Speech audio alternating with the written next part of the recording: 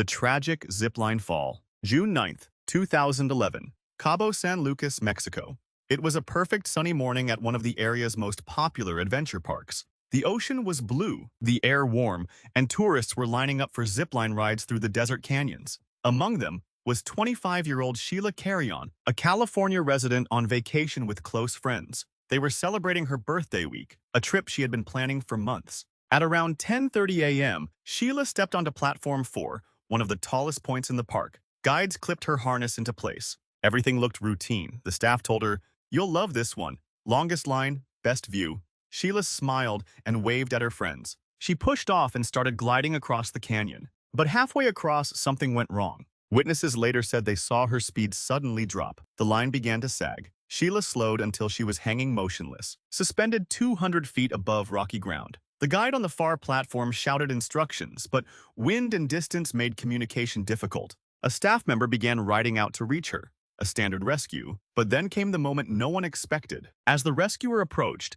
his collision momentum caused Sheila's harness to jolt. The metal pulley twisted sideways. Her carabiner, the small metal clip holding her to the line, snapped open.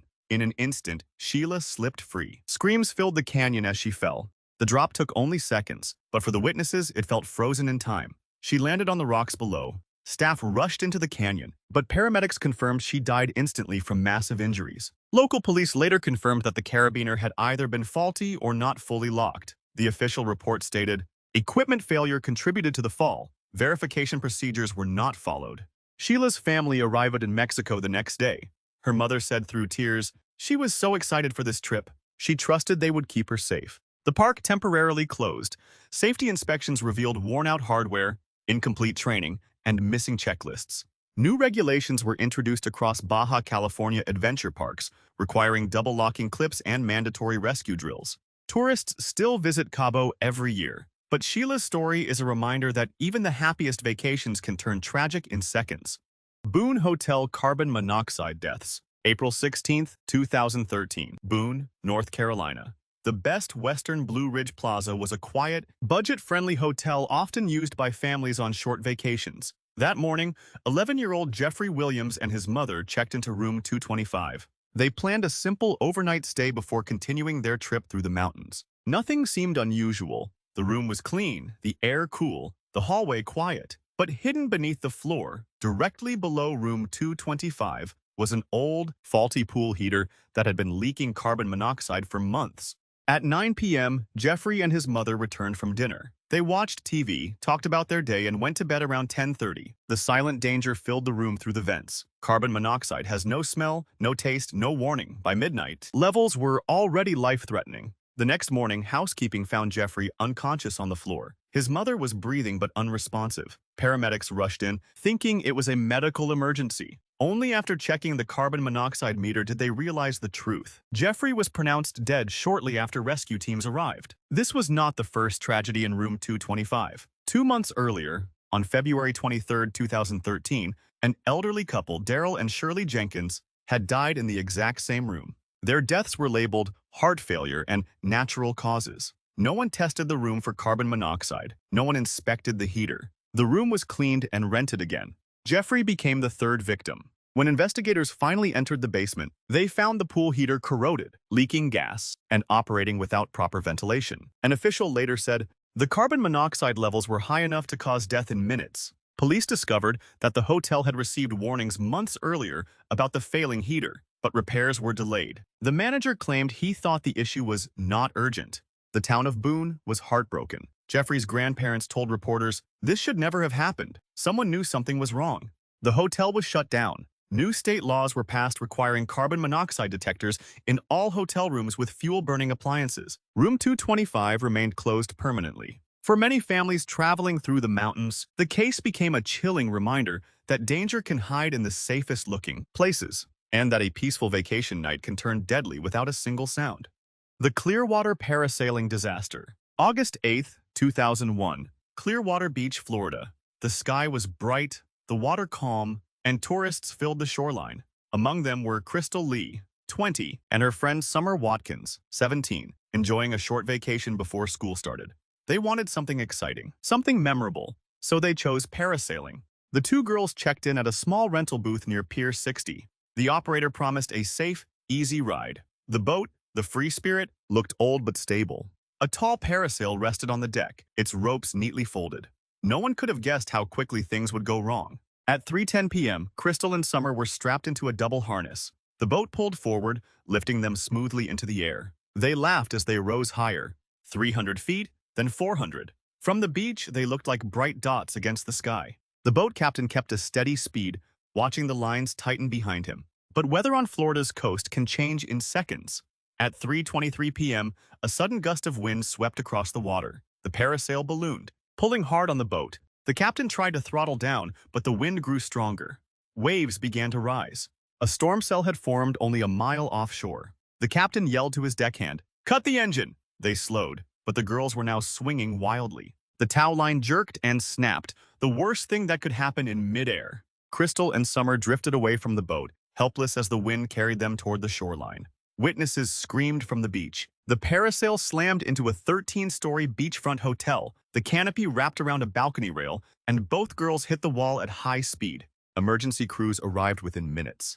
Summer was unconscious but alive. Crystal had suffered severe injuries and showed no signs of breathing. The medical report later confirmed Crystal died on impact. Summer survived, but with lasting injuries. Investigators discovered the parasailing company had several safety violations, including weak tow lines and poor weather checks. One official stated, "They should never have launched in those conditions." The tragedy led Florida lawmakers to push for tighter parasailing rules. It became a warning case studied nationwide.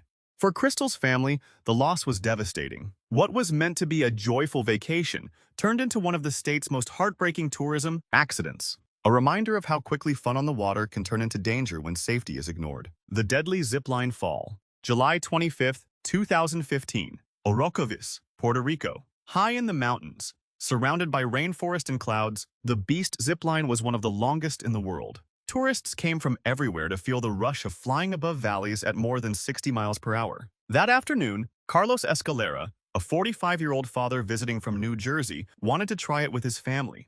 The staff helped Carlos into the special body harness. He lay face down on the padded cradle, arms tucked in, ready to be launched. His wife filmed on her phone, laughing nervously. "See you at the bottom," he shouted, giving a thumbs up. No one imagined it would be his last moment alive. At 2:40 p.m., the operator counted down and released the line. Carlos shot forward smoothly, soaring above the treetops. The wind rushed past his face as he crossed the first third of the mile-long cable.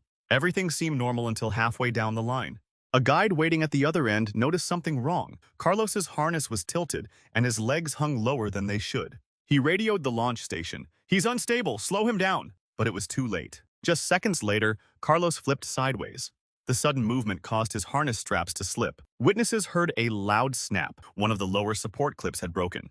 Carlos tried to grab the cable instinctively, but the force was too strong. At around 55 miles per hour, he fell nearly 200 feet into the forest below. Zipline staff rushed down the hillside, scrambling through thick brush. They found him within minutes, but he had suffered fatal injuries on impact. His family, still waiting at the landing tower, saw rescue workers signaling for an ambulance. His wife collapsed when she was told he did not survive. The official investigation found multiple safety failures. The broken clip showed signs of rust and wear. Inspectors stated the equipment had gone too long without proper replacement. The report also criticized the company for skipping mandatory daily checks. Although the park temporarily closed afterward, no criminal charges were filed. The business reopened months later with new harnesses and stricter maintenance rules. For Carlos's family, the vacation turned into a nightmare. A day meant for adventure instead became a tragic reminder that even thrilling attractions carry deadly risks when safety is not taken seriously. The Honeymoon Ferry disaster. June 14, 1987, Belize City, Belize. Warm skies, calm water, and a short 20-minute ferry ride to a quiet honeymoon resort. For Thomas and Lila Whitford, newlyweds from Ohio, it was supposed to be the easiest part of their trip, a gentle glide across the turquoise channel, surrounded by tourists taking photos of the coastline. They boarded the small open-air ferry at 4:10 p.m. The captain joked about the weather, saying the sea looked like a postcard. Lila laughed, holding Thomas's arm. He wasn't as relaxed. He kept checking the water as if unsure of it. Still, when the engine started and the boat pulled away from the dock, he smiled for a picture she took, the last photo of him alive. 10 minutes into the crossing, the wind shifted sharply. Dark clouds rolled in fast from the east. The captain radioed the resort, saying the storm wasn't on the forecast. Waves grew steeper, slamming the hull hard enough to jolt passengers upright. Some grabbed the railings. Thomas squeezed Lila's hand and whispered, "This doesn't feel right." At 4:23 p.m., a massive wave struck the ferry broadside. The boat tilted violently, water pouring over the deck. Another wave followed immediately, flipping the vessel onto its side. Screams filled the air as passengers were thrown into the churning water. Rescue boats arrived about 40 minutes later. Survivors clung to coolers, seat cushions, and broken planks. They shouted names, counting missing people. Lila was pulled aboard first, shaking, crying, asking if anyone had seen her husband. They found Thomas shortly after, floating face down, life vest strapped on correctly, but unconscious. Paramedics tried resuscitation, but the impact of the capsize had caused fatal head trauma. He had died before rescuers even reached the scene. The investigation revealed that the ferry company had ignored warnings about sudden storm surges common in that area during June. Weather alerts had gone unread. The boat carried only half the recommended emergency equipment. For Lila, the honeymoon ended on a hospital bench, still wearing her wedding ring, staring at the ocean that had taken her husband only hours after they arrived. A celebration meant to begin a new life together became a disaster caused by negligence, bad timing, and a storm no one was prepared for.